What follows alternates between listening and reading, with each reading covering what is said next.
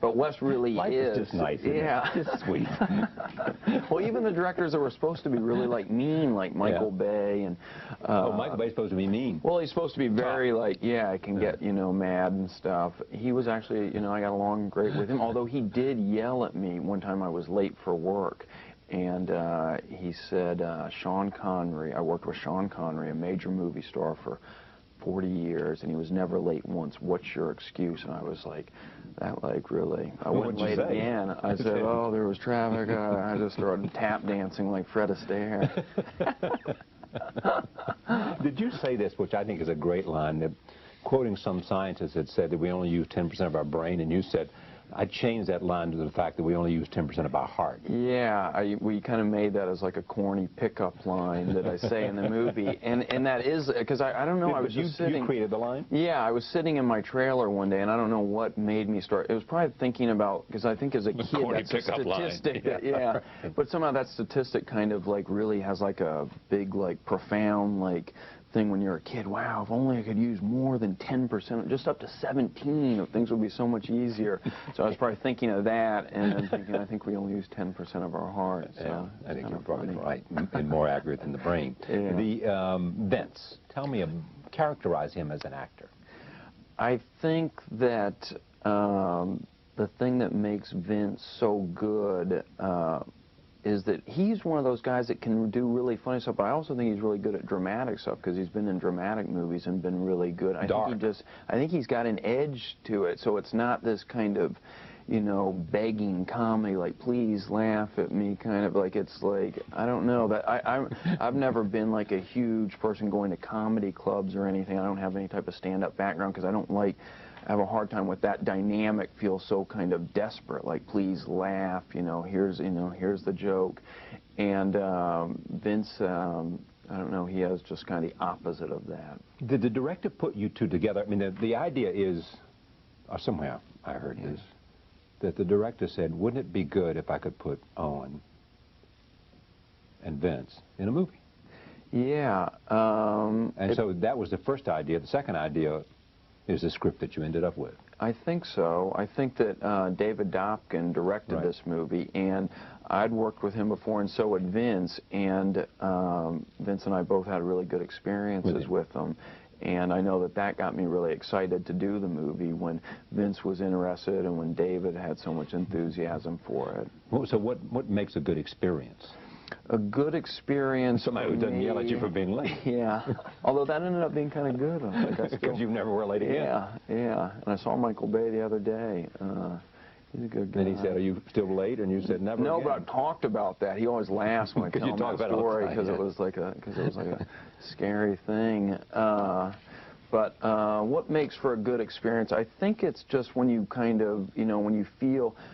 Actually, I find that something that happens on every movie, even The Dogs, is that at some point in the movie you start thinking, this could be a great movie. I think because it's too much of a drag to have to go to work every day and think that you're making like a piece of junk. So every movie something happens where you think, you know what, I think we could be doing really good on this one. Like even on Anaconda, I was like, holy smoke, we could have another Jaws on our hands. Did you really? You were wrong. Yes, I was wrong. And but I think on this one, I think that we were doing kind of a throwback, kind of R-rated movie to like the movies that I would have seen, like Animal House and Caddyshack and Used Cars, and hopefully we got some of that spirit in Wedding Crashers. You think this may be? Well, I mean, the anticipation in terms of box office is pretty high, too. Yeah, the New Line is all hyped up about this. Yeah, they seem excited about it. Yes, they are. And hopefully that'll bear out. Here's what Wes Anderson, who was on this program in 1999, said about you. Roll tape. This relationship between you and Owen Wilson, what's this collaboration about? I mean, you seem to be joined at the hip.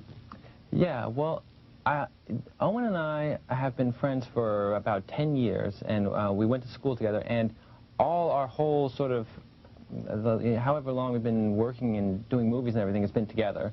And I just sort of feel like there's nobody else that I know my work is going to be better if I'm writing with him, and I've never met anybody else who I would want to write with, and I feel like our sort of sensibility and our sense of humor is so similar. The things that we're attracted to in characters and stories and behavior and things are just so close that it just seems like, you know, I just been lucky. I feel I'm lucky, I'm lucky to have him. There's a guy you want to work with. That's nice. Yeah. That's very nice. Although the punchline is that Wes did write with somebody else on The Life Aquatic. Yeah, I mean, I feel the same way, that I was really lucky that we met and stuff, and that I've had a great time working with him. Yeah. Is there anything about... You know, actually, yeah. I was thinking that must, because Wes used that for kind of inspiration, his appearance here for the Royal Tenenbaums. Right. Because my character is kind of on a Charlie Rose type show when I have my meltdown and stuff, have my freak out. So what's a Charlie Rose type show? It's a show similar to this, with a table and kind of just like being interviewed one-on-one. Yeah. No, and like kind of, it has kind of like a sophisticated feel to it. You know, therefore the breakdown would be kind of all the more sort of startling. Yeah, I remember that. Yeah. Would you change anything? I mean, if I look at your life, this kind of oh shucks stuff makes sense.